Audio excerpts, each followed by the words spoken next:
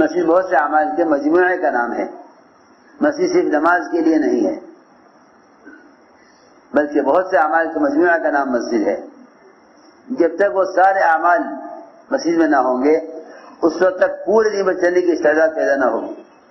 آپ اندازہ کریں، حیات صحابہ میں حضرت نے عنوان قائم کیا ہے، مسجدیں کیوں بنائی جاتی تھی، صحابہ مسجد میں کیا کیا کرتے تھے، کہ مسجدیں کیوں بنائی جاتی تھی اور صحابہ مسجد میں کیا کیا کرتے تھے، اس کے لیے حضرت نے بہت تفصیل سے مسجد نبوی کے سارے اعمال جمع کیے ہیں کہ صحابہ مسجد میں کیا کیا کرتے تھے اور مسجدیں کیوں بنائی جاتی تھی۔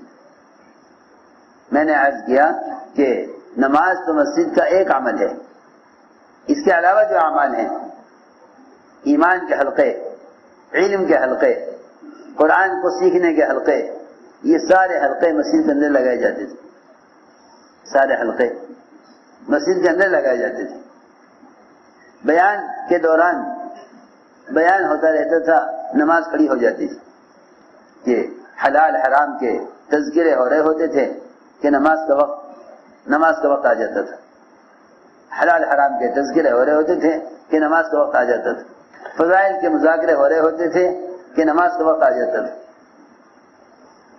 اللہ کے وعدوں کو سنتے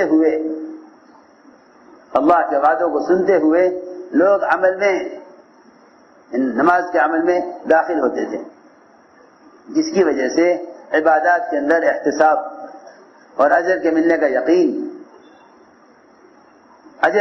یقین، عبادات میں احتساب اور اعمال سے یعنی کامیابیوں کا یقین ایمان کے حلقوں سے حاصل ہو رہا تھا، اسی درمیان نماز شروع ہو جاتی تھی۔ اب مسلمان کا جو اصل تعلق ہے وہ مسجد سے باہر کے پھیلے ہوئے مادی اسباب سے ہے، بڑی مشکل سے اپنے آپ ان اسباب میں سے نکال کر لاتا ہے اور نماز پڑھتے ہی واپس اسباب میں چلا جاتا ہے، نماز پڑھتے ہی واپس اسباب کی دنیا میں چلا جاتا ہے۔ یہ بھی وہ ہیں جو نماز پڑھتے ہیں، جو نہیں پڑھتے وہ تو مستقل اسباب کی ہی دنیا میں ہیں۔ ورنہ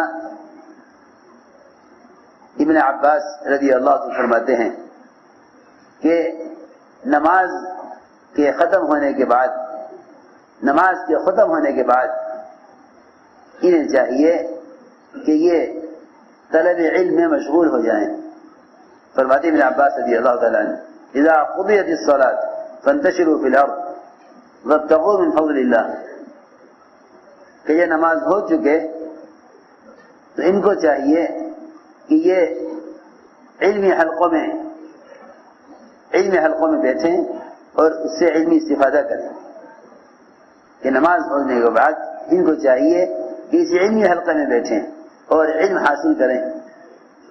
ابن عباس کی تفسیر یہ ہے، وہ یہ کہتے ہیں کہ نماز کے بعد اللہ کے ذہن پھیل جانا تجارت کے لیے نہیں ہے بلکہ طلب رزق کے لیے ہے، بلکہ طلب علم کے لیے ہے، طلب رزق کے لیے نہیں بلکہ طلب علم کے لیے ہے۔ نماز ہو چکے انہیں چاہیے کہ نماز کے بعد علم حاصل کرنے کے لیے مختلف حلقوں میں بکھر جائیں طلب علم کے لیے۔ فرماتے ہیں کہ اگر مسجد سے نکلنا ہی ہے تو 3 کاموں کے لیے نکل سکتا ہے، یا کسی مسلمان کی زیارت کے لیے، یا کسی بیمار کی عیادت کے لیے، یا کسی جنازے کے ساتھ قبرستان تک جانے کے لیے۔ ورنہ بہتر یہ ہے کہ مسجد میں طلب علم کے لیے نماز کے بعد کسی حلقے میں بیٹھ جائے۔ اور فرماتے ہیں کہ نماز کے بعد منتشر ہونا وہ طلب رزق کے لیے نہیں بلکہ فرماتے ابن عباس رضی اللہ عنہ کہ وہ منتشر ہونا طلب علم کے لیے ہے۔ یہ علم بھی مسجد سے لیا جاتا تھا، علم مسجد سے لیا جاتا تھا، سنو غور سے، علم مسجد سے لیا جاتا تھا۔ مسجد سے علم کا لینا اتنا مؤثر تھا،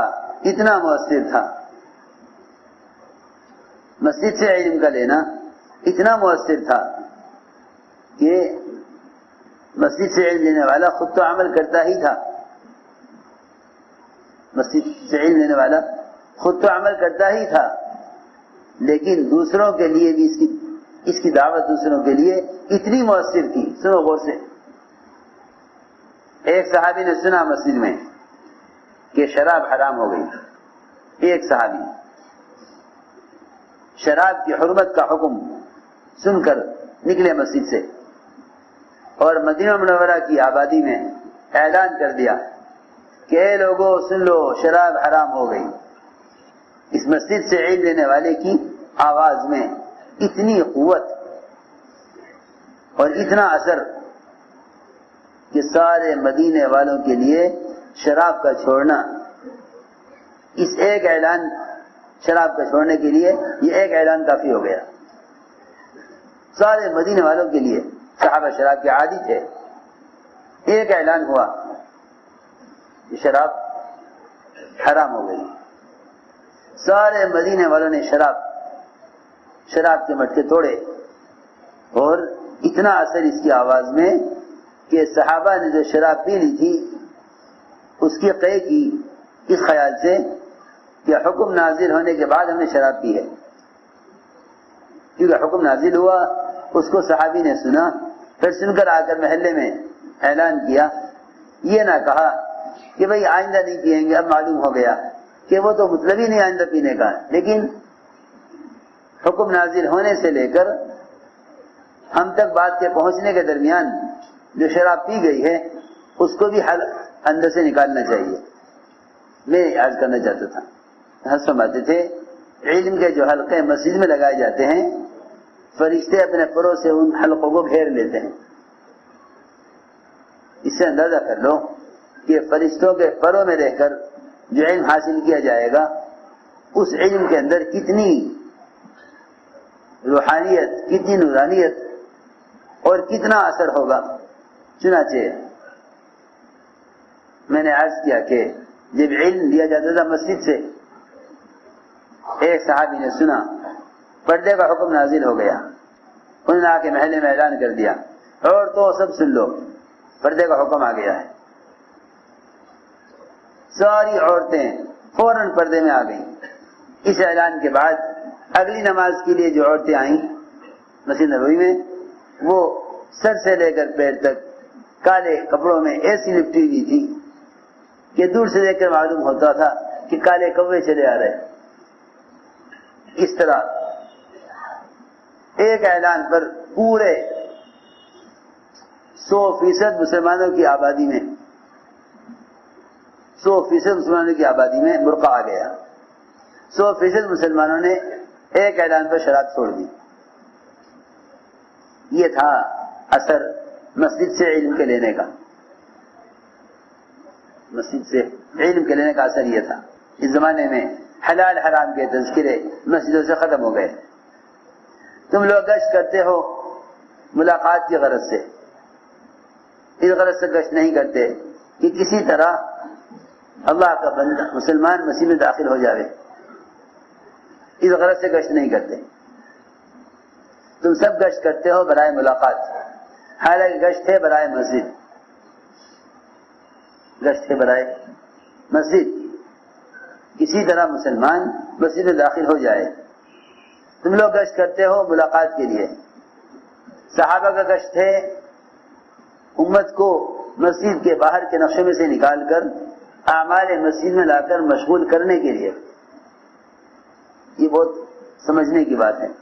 صحابہ کا گشت ہے امت کو مسجد کے باہر کے پھیلے ہوئے نقشوں میں سے نکالنے کے لیے. صحابہ کا گشت ملتا ہے امت کو مسجد کے باہر کے نقشوں سے نکال کر مسجد کے اعمال مسجد میں لانے کے لیے. ہم گشت کرتے ہیں برائے ملاقات. صحابہ گشت کرتے تھے برائے مسجد. گشت کرتے تھے صحابہ برائے مسجد، اس لیے کہ منکر کو بدلنے کے لیے، منکر کے ماحول کو بدلنے کے لیے منکر کرنے والے کے ماحول کو بدلنا اصل ہے. منکر کے ماحول کو بدلنے کے لیے، منکر کے ماحول کو ختم کرنے کے لیے کوشش منکر کے ختم کرنے پر نہیں کی جائے گی، بلکہ کوشش کی جائے گی منکر کرنے والے کے ماحول کو بدلنے کے لیے. منکر کرنے والے کے ماحول کو بدلنے کے لیے ایک کیونکہ جو منکر کا ماحول ہے وہ منکر کرنے والے کے عمل سے ہے. منکر کا ماحول کہاں سے ہے؟ منکر کا ماحول منکر کرنے والے کے عمل سے ہے. برائی کا ماحول برائی کرنے والے کے عمل سے ہے. اس ماحول کو بدلنے کے لیے اس کے سوا کوئی راستہ نہیں تھا کہ اس کے ماحول کو بدل دیا جائے. اس کے ماحول کو بدل دیا جائے, اس کی جگہ کو تبدیل کیا جائے, اس کی جگہ تبدیل کی جائے. کیونکہ مسجد کے ماحول میں آ کر بات کا سننا یہ تو دلوں کو سب سے زیادہ متاثر کرنے کی جگہ ہے. سب سے زیادہ دل متاثر ہوتے ہیں مسجد کے ماحول سے. طفیل ابن عمر دوسی قبیلہ دوس کے ایک صحابی ہیں. یہ فرماتے کہ میں آیا مکہ مکرمہ تو قریش نے مجھ سے کہا کہ اے طفیل, تم بڑے لکھے آدمی ہو, بڑے شاعر ہو, تمہیں ہم سمجھاتے ہیں کہ تم محمد صلی اللہ علیہ وسلم سے نہ بات کرنا نہ ان کی بات سننا, اس لیے کہ ان کی بات کے اندر ایسا اثر ہے کہ جو بات ان کی سنتا ہے وہ ان کے دل میں داخل ہو جاتا ہے. یہ دعوت کی تاثیر ہے, یہ دعوت کی تاثیر ہے. یاد رکھیں ہماری بات, جب تک مسلمان بذات خود دعوت نہیں دے گا اس وقت تک دعوت میں اثر پیدا نہیں ہوگا. یہ بات اچھی طرح یاد رکھنا. جتنے بھی امت تک دین کی دعوت کے پہنچانے کے ذرائع ہیں وہ تمام ذرائع اپنے اندر رواج کی ظلمتیں لیے ہوئے ہیں. میری بات بہت مشکل سے آئے گی سمجھنے, مگر سمجھانا ضروری ہے. دعوت دینا مسلمان کا خود اپنا کام ہے. جتنے بھی نشر و اشاعت کے ذرائع ہیں, جتنے بھی نشر و اشاعت کے ذرائع ہیں وہ اپنے اندر رواج کی ظلمتیں لیے ہوئے ہیں. وہ اپنے اندر, میری بات بہت غور سے سننی پڑے گی, وہ اپنے اندر رواج کی ظلمتیں لیے ہوئے ہیں. جتنے بھی ذرائع ہیں, جتنے بھی ذرائع ہیں نشر و اشاعت کے, جنہیں اس زمانے میں لوگ دین کو پھیلانے کے لیے استعمال کرنے میں سہولت محسوس کرتے ہیں اور یوں کہتے ہیں کہ بھائی دور صحابہ میں تو جا کر دعوت دی جاتی تھی کیونکہ اس زمانے میں یہ آلات اور ذرائع نہیں تھے. اس زمانے میں سہولت ہو گئی ہے, اس زمانے میں سہولت ہو گئی ہے. ایسے بھی ذرائع ہیں کہ آپ ساری دنیا بیٹھے بیٹھے اسلام پہنچا دیں. کہ چاہتے ہیں کہ ایک ساری دنیا کا گند چل رہا ہے ذرائع پر, ایک چینل اسلام کا بھی ہو تاکہ اسلام بھی پھیل جائے. حضرت فرماتے تھے جب حق کو چلانے کے لیے باطل کا سہارا لیا جاتا ہے تو باطل جتنا حق نہیں چلتا, کیونکہ یہ ذرائع حق کے پھیلنے کے نہیں ہیں, یہ ذرائع باطل کے پھیلنے کے ہیں. یہ ذرائع باطل کے پھیلنے کے ذرائع ہیں, حق کے پھیلنے کے ذرائع یہ نہیں ہیں. حق کے پھیلنے کا تو انسان ہی ذریعہ ہے, کیونکہ ہر زمانے میں اللہ نے انبیاء علیہ السلام کے ہی ذریعے, انبیاء کے ذریعے ہی اسلام کو پھیلایا ہے ہر زمانے میں. بہت غور کرنا پڑے گا بات پر. کوئی انسان کے علاوہ کوئی مخلوق, کوئی مشین ایسی ہے ہی نہیں کہ جس کو انسان کا متبادل سمجھ لیا جائے دین کی بات کے پھیلانے کے لیے. یہ بات سمجھ میں آنا اس زمانے میں بہت مشکل ہے. یہ بات سمجھ میں آنا اس لیے مشکل ہے کہ جس طرح انسانی حاجتیں وہ نئے اسباب کی وجہ سے آسان ہو رہی ہیں, انسان یہ چاہتا ہے کہ اسی طرح دین بھی ان ذرائع کے راستے سے سہولت کے ساتھ پھیل جائے. حالانکہ ضروریات سہولت سے پوری ہوتی ہیں اور اسلام تکلیفوں سے پھیلتا ہے. ضروریات سہولت سے پوری ہوتی ہیں اور اسلام مجاہدے سے پھیلتا ہے. تو حضرت فرماتے تھے کہ جب مادی ذرائع دین کی اشاعت کے لیے استعمال کیے جائیں گے مجاہدہ ختم ہو جائے گا. مجاہدہ تو صرف انسان کی صفت ہے. مجاہدہ صرف انسان کی صفت ہے. بیٹھے بیٹھے دین کا پیغام کسی ذریعے سے پہنچا دینا یہ ذمہ داری کے پورا ہونے اور اتمام حجت کے لیے ہرگز کافی نہیں ہے. ہرگز کافی نہیں ہے.